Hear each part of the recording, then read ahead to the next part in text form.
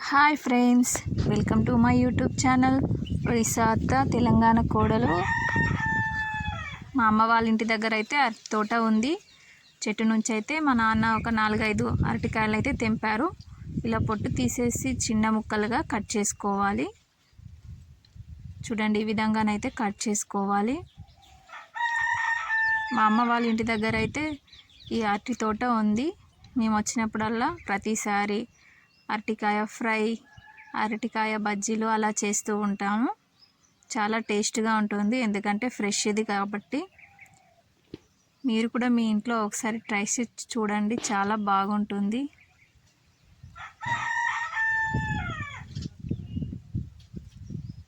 రెండు ఉల్లిపాయలను అయితే ఇలా చిన్న ముక్కలుగా కట్ చేసుకోవాలి. ఒక 3 పచ్చిమిర్చి కూడా కట్ చేసుకోవాలి. ముందుగా ఒక గంజు పెట్టుకొని కొద్దిగా ఆయిల్ అయితే వేసుకోవాలి. దాంట్లో ఆవాలు, జీలకర్ర అయితే వేసుకుంటున్నా.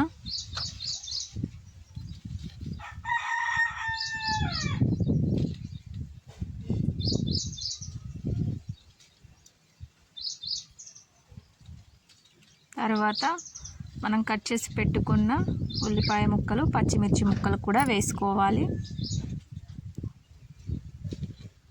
ఈ కర్రీ అయితే నాన్ వెజ్ రెసిపీ లాగా ఉంటుంది, ఫిష్ ఫ్రై లాగా. మీరు కూడా ఒకసారి ట్రై చేసి చూడండి, చాలా బాగుంటుంది.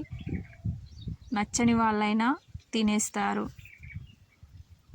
కొద్దిగా అయితే అల్లం వెల్లుల్లి పేస్ట్ వేసుకుంటున్నాం.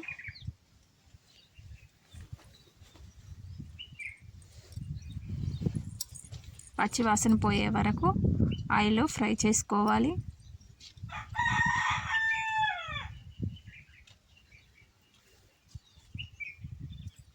ఒక స్పూన్ వరకు పసుపు వేసుకోవాలి. ఇవన్నీ ఒకసారి మంచిగా కలుపుకోవాలి. ఫ్రెండ్స్, మీకేమైనా డౌట్ ఉన్నట్టయితే కామెంట్ సెక్షన్లో కామెంట్ చేయండి. మరియు మా వీడియోస్ని అందరికీ షేర్ చేయండి. మనం ఇందాక కట్ చేసి పెట్టుకున్నాం కదా అరటికాయ ముక్కలు, ఇలా వేసుకోవాలి.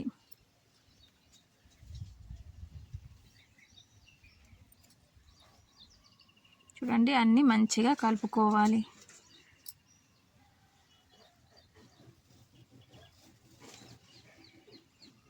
ఆయిల్ అయితే కొద్దిగా ఎక్కువనే వేసుకోవాలి, ఎందుకంటే దీంట్లో మనం వాటర్ వేయం కదా.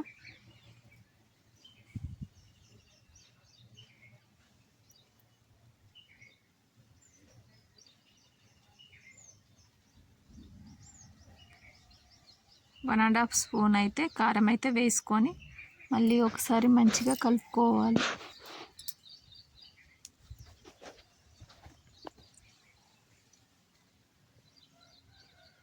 మూత పెట్టి ఒక 5 నిమిషాల వరకు ఉడకనివ్వాలి.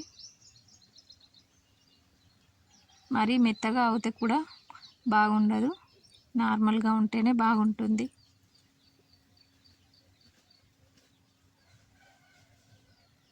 ఒక 3 టమాటాలను చిన్న ముక్కలుగా కట్ చేసుకొని వేసుకోవాలి.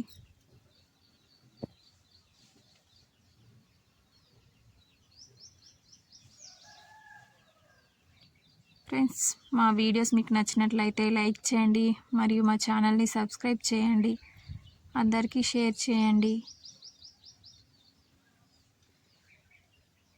అరటికాయ ఫ్రై అయితే చాలా బాగుంటుంది, ఫిష్ ఫ్రై లాగే ఉంటుంది. ఒకసారి ట్రై చేసి చూడండి. అరటికాయ ఎప్పుడు కూడా పొట్టు తీయకముందే కడిగేసుకోవాలి. పొట్టు తీసి కట్ చేశాక కడిగితే అరటికాయ కర్రీ అనేది జిగురు జిగురుగా ఉంటుంది.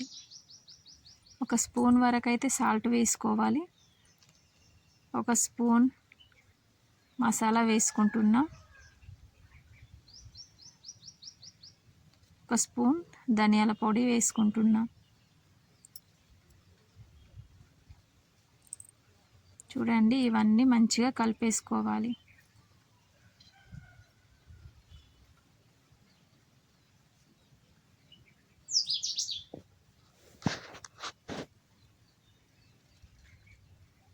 ఈ మసాలా అనేది అయితే ఇంట్లోనే మిక్సీ చేసుకుంటాం.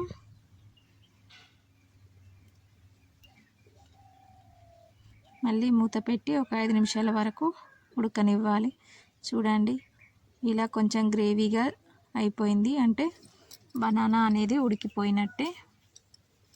అరటికాయ ఫ్రై రెడీ.